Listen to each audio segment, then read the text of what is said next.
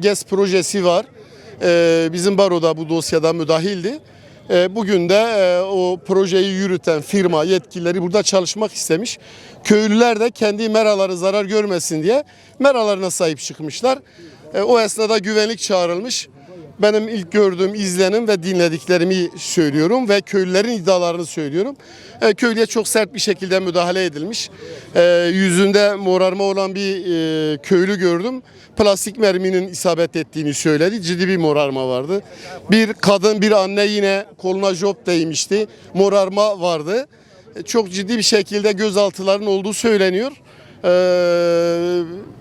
Selahattin Eyyubi Devlet Hastanesi'ne, Dicle Üniversitesi Tıp Fakültesi'ne ve Bismil Devlet Hastanesi'ne kaldırılan jandarmanın sert müdahalesi sonucu yaralanan köylüler var. Onlar şu an hastanede ama az önce de güvenlik bu yolu tuttuğu için gözaltına alınan kişilerin de kafasında ve vücudun çeşitli yerlerinde darp olduğu söyleniyor.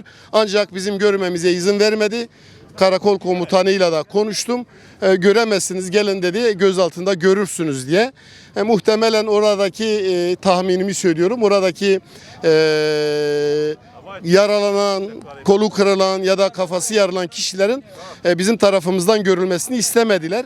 Biz Diyarbakır Barosu olarak rapor hazırlayacağız, kamuoyunu bilgilendireceğiz ve gözaltına alınan köylülerle ilgili hukuki prosedür neyse hem ifade aşamasında hem suç duyurusu aşamasında bulunacağız. Sayın Başsavcıyla da bir görüşme gerçekleştirdim. Olayda haberdar değil, ilgileneceğini söyledi. Sayın Valimize ulaşamadık. Ona da ulaşmaya çalışıyoruz şu an. Sağ olun.